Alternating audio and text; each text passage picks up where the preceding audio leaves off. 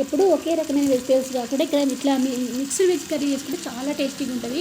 ఒక 2-3 టైప్స్ కూరగాయలు కలుపుకొని ఇలా మిక్స్డ్ వెజ్ కర్రీ తయారు చేసుకుందాం. దీనికోసం ఇంట్లో దొరికే చిక్కుడుగాయల్ని కట్ చేసుకొని దాన్ని ఉడికించి తీసుకుందాం. ఒక ప్యాన్ పెట్టుకొని ప్యాన్లో పోపు గింజలు వేసుకుందాము. పోపు గింజలు ఫ్రై అయిన తర్వాత ముందుగా కట్ చేసి పెట్టుకున్న పచ్చిమిర్చి వేసి ఫ్రై చేసుకుందాం. పచ్చిమిర్చి ఫ్రై అయిన తర్వాత ఉల్లిపాయలు కూడా ముందు కట్ చేసి తీసుకుందాం. అవి కూడా వేసి కలుపుదాం.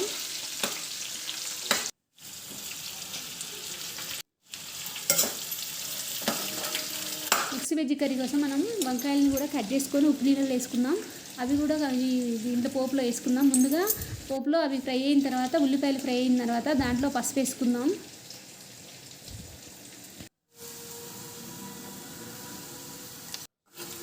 కలుపుకొని దీని పచ్చి స్మెల్ కొంచెం పోయిన తర్వాత అల్లం వెల్లుల్లి పేస్ట్ కూడా వేసి కలుపుదాం.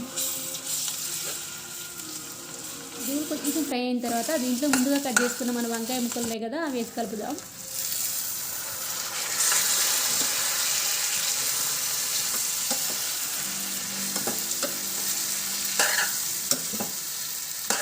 ఇవి కూడా కొంచెం ఫ్రై అయిన తర్వాత ముందుగా కట్ చేసుకున్న టమాటా పీసులు కూడా వేసి కలుపుకుందాం.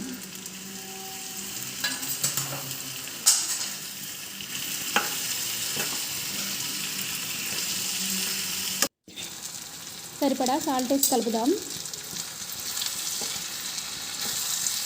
ఊరంతా ఈవెన్గా కలుపుకున్న తర్వాత మనం ముందుగా ఉడికించి తీసుకున్న చిక్కుడుకాయ ముక్కలు కూడా వేసి కలుపుదాం.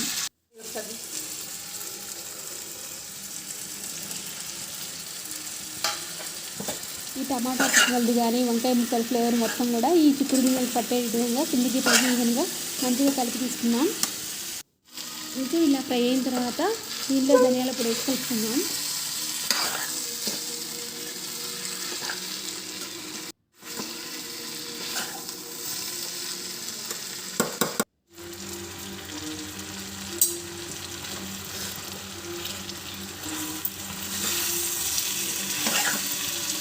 ఫ్రై అయిన తర్వాత దీంట్లోనే కొత్తిమీర వేసి కలుపుదాం.